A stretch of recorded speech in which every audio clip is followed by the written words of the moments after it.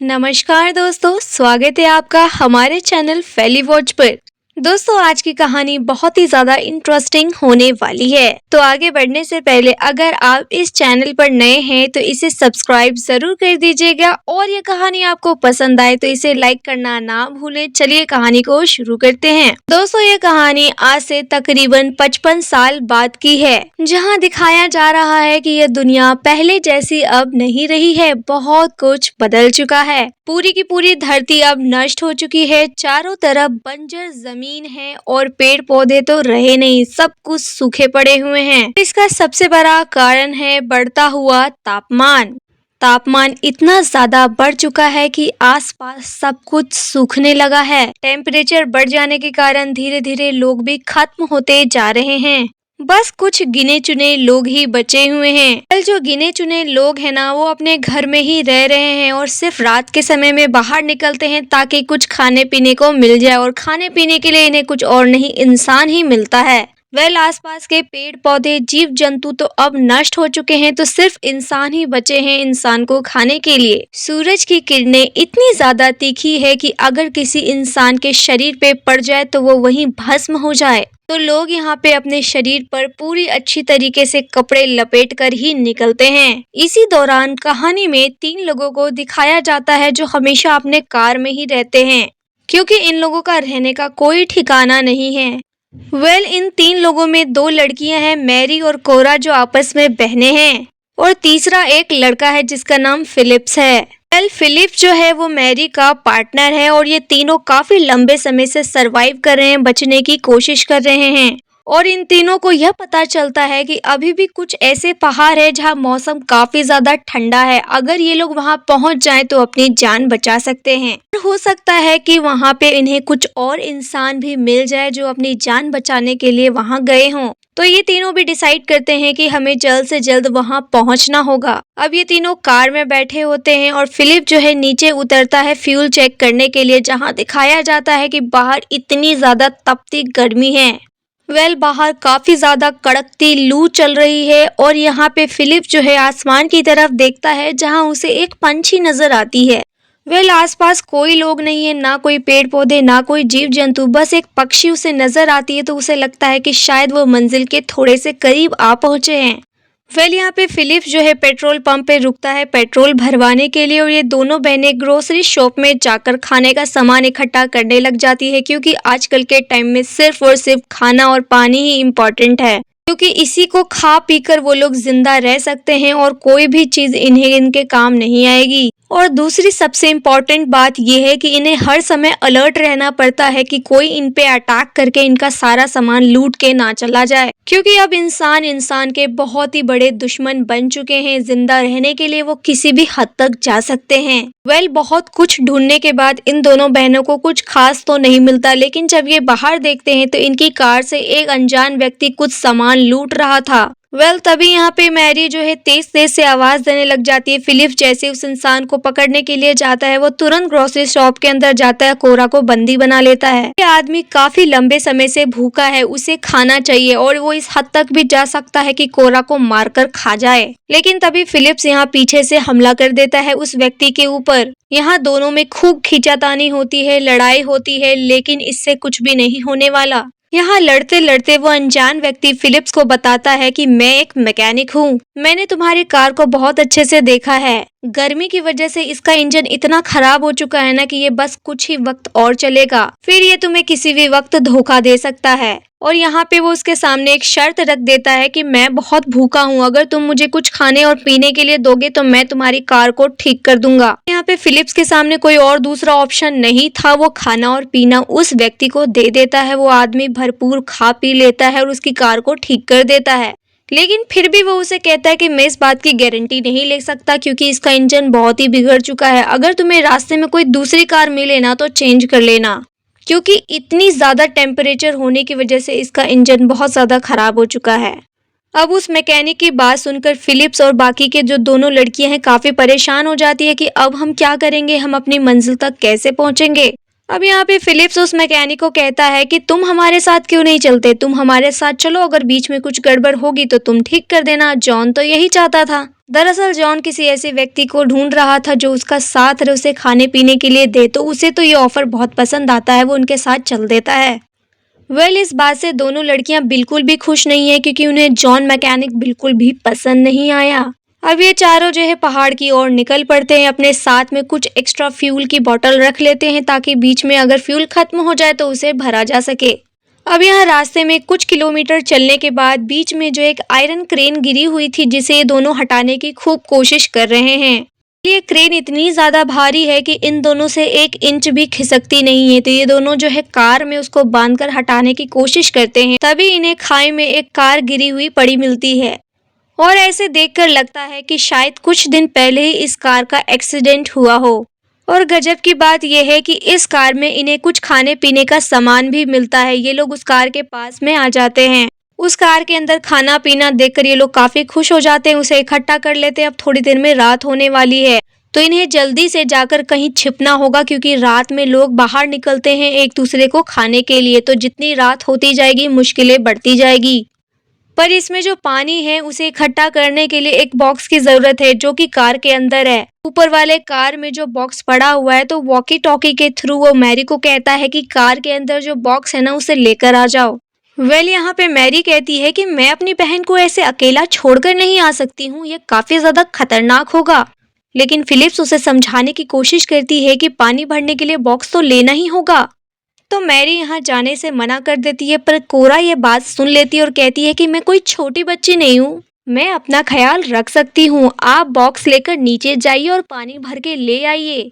अब यहाँ मैरी को भी गुस्सा आ जाता है कि एक तो मैं इसकी चिंता कर रही हूँ, ऊपर से मुझे ही डांट रही है। कोरा के कहती है कि ठीक है तुम अपना ख्याल रख लो, मैं नीचे जा रही हूँ। वो बॉक्स लेके नीचे जाती है लेकिन तुरंत कुछ देर बाद कोरा की चीखने की आवाज आती है। अब उसकी आवाज सुनते ही तीनों जो है कोरा को बचाने के लिए जाते हैं और भागते भागते यहाँ मैरी का पैर मुड़ जाता है। पैर मुड़ जाने के कारण वो गिर जाती है और उसका सर पत्थर से टकरा जाता है और वो बेहोश हो जाती है। और जब उसको होश आता है वो आंखें खोलती है तो आसपास कोई नहीं होता, सन्नाटा होता है, अंधेरा होता है। लेकिन उसे अपनी बहन की बहुत टेंशन हो रही थी तो वो अपनी बहन को ढूंढने के लिए ऊपर जाती है पर वहाँ भी कोई नहीं होता। अब यहाँ वो अपनी बहन को आवाज देने के लिए मुंह जैसे ही खोलती है, जॉन यानी कि वो मैकेनिक उसका आवाज बंद कर देता है और उसे बताता है कि जब तुम होश में नहीं थी तो मैं बताता हूँ क्या हुआ था। जब हम सब लोग भागे ना ऊपर के लिए तब वहाँ कोई था ही नहीं। जब कोरा की आवाज आई थी तो हम तीनों भागे थे ऊपर के लिए और हमने ये देखा कि वहाँ कई सारे लोग थे जो कोरा को घसीट कर ले जा रहे थे। और अगर हम लोग भी जाते ना कोरा को बचाने के लिए तो हमारे साथ भी वही होता, वो लोग हमें भी पकड़ लेते। उन लोगों की संख्या बहुत ज्यादा थी, अगर हम कोरा को बचाते तो वो हमें भी मारकर खा सकते थे, वो काफी ज्यादा भूखे थे। अब अपनी बहन कोरा के बारे में सोच सोचकर मैरी खूब तेज तेज रोने लग जाती है। यहाँ पे फिलिप्स भी आ जाता है, मैरी उसके गले लग जाती है और कहती है कि हमें कोरा को जल्द से जल्द बचाना होगा। पता नहीं उन लोगों ने कोरा को कैसे रखा होगा, क्या वो जिंदा भी होगी या नहीं जिंदा होगी, हमें उस तक जल्द से जल्द पहुंचना है जिन लोगों ने भी उसे पकड़ा है। यहाँ फिलिप्स मैरी को समझाता है कि कोरा की चिंता मत करो, हमें भी नहीं पता वो कहाँ है, किधर वो लोग उसे लेके गए हैं, हमें अपनी मंजिल की ओर ध्यान देना चाहिए, हमें पहाड़ों तक जाना था और हमें उसी पे फोकस करना चाहिए। चलो मैरी, हमें पहाड़ों तक जाना है, क्योंकि क्या पता अगर हम तुम्हारी बहन को ढूंढने के लिए जाए तो हम में से भी कोई ना बचे, इसलिए हमें उस पहाड़ों तक जाना बहुत जरूरी है, इसलिए चलो। फिलिप्स की बात सुनकर मैरी को काफी तेज गुस्सा आता है। वो कहती है कि तुम मेरी बहन के बारे में ऐसे कैसे बोल सकते हो, तुम्हें क्या लगता है मैं अपनी बहन को ढूंढे बगैर चल दूंगी तुम्हारे साथ? तुम्हें जाना है तो तुम अकेले जाओ, मैं उसे लिए बगैर नहीं जाऊंगी। और दोनों में काफी तेज बहस होने लगती है। उसके बाद फिलिप्स वहाँ के एक टावर के ऊपर चढ़ जाता है और देखता है कि कहीं से धुआं नजर आ रहा है, जिसके बाद उसे पता चल जाता है कि ये लोग वहीं पे होंगे और इसकी बहन भी जरूर वहीं पे होगी। उसके बाद ये तीनों वहाँ पहुँचते हैं और देखते हैं कि उसकी बहन को इन लोगों ने एक जंजीर से बांध के रखा हुआ है। पास में आग जल रही है, वो लोग शराब पी रहे हैं और उसकी बहन को खूब मार भी रहे हैं। अब ये सब कुछ देखकर मैरी को बहुत बुरा लग रहा है और जॉन कहता है कि मैं वहाँ जाता हूँ और एक धमाका करूंगा, उस धमाके के कारण इन सब का ध्यान भटक जाएगा। और वहाँ जाके तुम अपनी बहन को ले आना। यहाँ पे मैरी जाती है, कार को स्टार्ट कर लेती है। उसके थोड़ी देर बाद जो है जॉन वहाँ पे धमाका करता है। अब इधर फिलिप्स को जाकर कोरा को लाना था, लेकिन वो एकदम फटू निकलता है और वो वहाँ से भागकर कार के अंदर बैठ जाता है क्योंकि वो लोग उसका पीछा कर रहे होते हैं। अब ये सब कुछ देखकर मैरी कहती है कि तुम मेरी बहन को लिए बगैर आ गए। फिलिप्स कहता है जल्दी जल्दी कार भगाओ, वो लोग हमारा पीछा कर रहे हैं। मैरी कहती है नहीं, मैं अपनी बहन को लिए बगैर नहीं जाऊंगी।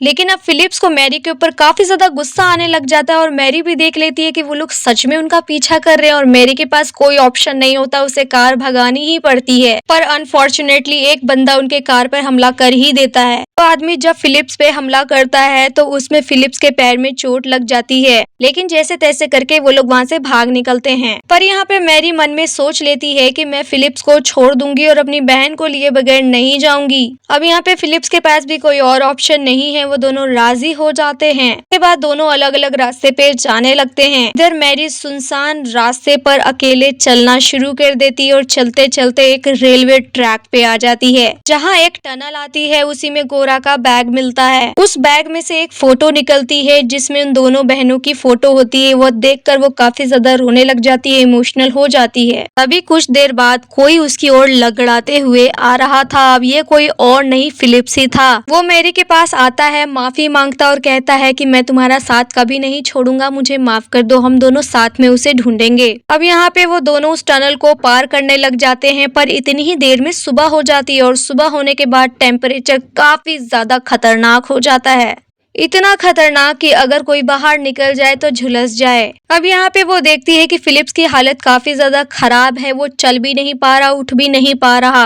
मैरी उसे कहती है कि तुम मेरे साथ मत चलो, तुम्हारी हालत काफी खराब है, तुम यहीं पे आराम करो, मैं अकेले जा रही हूँ उसे ढूंढने के लिए। यहाँ पे फिलिप्स का मन नहीं होता मैरी को अकेले जाने देने के लिए, लेकिन बाद में वो राजी हो जाता है और कहता है कि तुम मेरी शर्ट ले जाओ, बाहर बहुत ज्यादा गर्मी है, तुम अपने आप को पूरा कवर कर लो ताकि तुम्हें थोड़ा सा आराम मिले, नहीं तो झुलस जाओगी।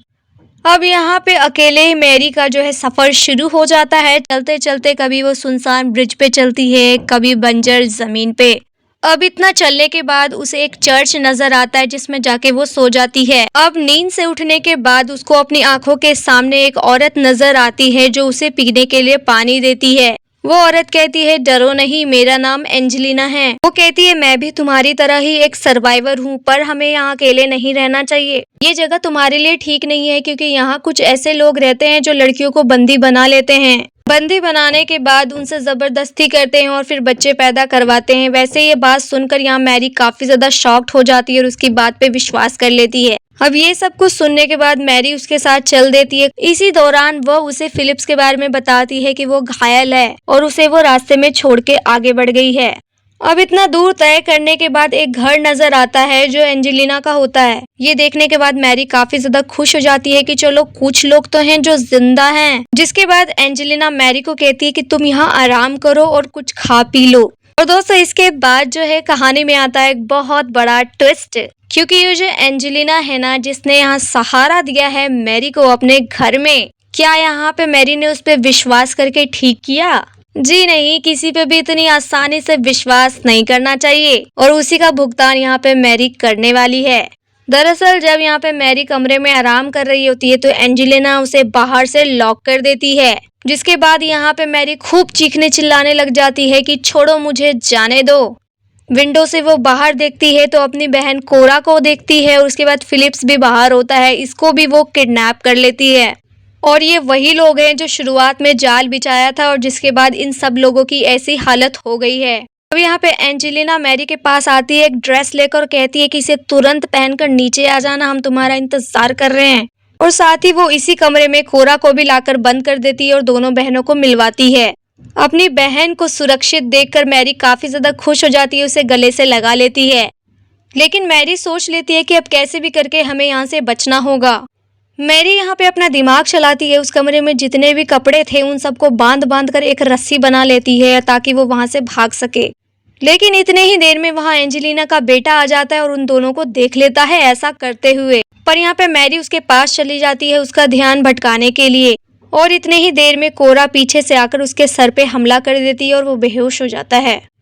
और तभी वो कोरा को नीचे भेज देती है और कहती है कि बिना रुके जंगल के बीच में भागते ही रहना। लेकिन यहाँ पे मैरी नहीं जाती है नीचे, वो उसी ड्रेस को पहनकर एंजेलिना के पास चली जाती है। जब एंजेलिना मैरी को ऐसे देखती है तो उसे लगता है कि शायद इसने मेरी बात मान ली है, अब ये वैसा ही करेगी जैसा मैं कहूंगी। अब यहाँ पे डिनर टेबल पे सब लोग बैठे होते हैं और यहाँ पे मैरी भी आकर बैठ जाती है। सबकी प्लेट में मांस का टुकड़ा परोसा जाता है जो ना जाने किस इंसान का है। ये सब कुछ देखकर मैरी को काफी ज्यादा उल्टी आने लगती है। वो अपनी प्लेट को पटक देती है और वहाँ से भागने की कोशिश करती है। लेकिन तभी यहाँ पे एंजेलिना का बेटा आ जाता है। उसे तो सारी सच्चाई मालूम है कि इन दोनों बहनों ने मेरे साथ क्या किया, जिसके बाद वो मैरी को खूब मारता है। मारने के बाद उसे घसीटते हुए एक रूम तक लेकर जाता है और उसे बाहर से बंद कर देता है। उसके बाद यहाँ पे वो फिलिप्स के एक बॉडी का पार्ट देखती है, क्योंकि आधा इस परिवार ने तो ऑलरेडी खा लिया है, जिसे देखकर मैरी को काफी ज्यादा बुरा लगता है। लेकिन यहाँ मैरी अपना दिमाग चलाती है। डिनर टेबल से उसने एक चाकू उठा लिया था, उसी चाकू की मदद से वो रस्सी को काट लेती है। उसके बाद वो वहाँ से भागने की कोशिश करती है। तभी वो एक ऐसा नजारा देखती है जिसे देखकर उसके होश उड़ जाते हैं। दरअसल भागकर वो जिस कमरे में जाती है वो उस परिवार का स्टोर रूम था, जिसमें काफी सारे आदमियों को रखा गया था ताकि समय आने पर इन्हीं को काट काट कर खाया जा सके। और उसी कमरे में मैरी को जॉन भी मिल जाता है। अब क्योंकि अंदर आते समय मैरी ने गेट खोल दिया था तो वो सारे लोग बाहर भागने लग जाते हैं। लेकिन बाहर तापमान इतना ज्यादा गर्म है कि बाहर भागना बड़ा ही मुश्किल है। लेकिन फिर भी लोगों ने अपनी जान बचाने के लिए वहां से भागना शुरू कर दिया है। जिनके शरीर पे कपड़ा नहीं था वो तो झुलस के मरते जा रहे थे। जिनके शरीर पे थोड़ा बहुत कपड़ा था उन्होंने खुद को कवर करके वहां से भागना शुरू कर दिया। तभी यहाँ पे मैरी देखती है कि इन लोगों ने फिर से उसकी बहन कोरा को पकड़ लिया है। यहाँ पे एंजेलिना मैरी के पास आकर बोलती है कि मुझे लगा तुम हम जैसी ही हो, क्योंकि तुमने मेरी बात मान ली थी इसलिए मुझे लगा तुम औरों से अलग हो, पर तुम भी इन्हीं की तरह निकली, तुमने मुझे धोखा दिया। तभी मैरी उसके पेट में चाकू मार देती है, जिसके बाद एंजेलिना घायल हो जाती है। अब उसका बेटा भागते हुए अपनी माँ को बचाता है और कोरा को छोड़ देता है। अब यहाँ पे मैरी अपनी बहन कोरा को लेकर भागने लगती है। तभी उन्हें रास्ते में जॉन भी मिल जाता है। अब कई दिनों के सफर के बाद ये लोग एक गुफा तक पहुँच जाते हैं, जहाँ की पत्थरों से पानी निकल रहा था। अब इसका मतलब ये हुआ कि इस जगह पे पानी मौजूद है। ऊपर आसमान में पंछियां उड़ रही है, यानी यहाँ जीवन है।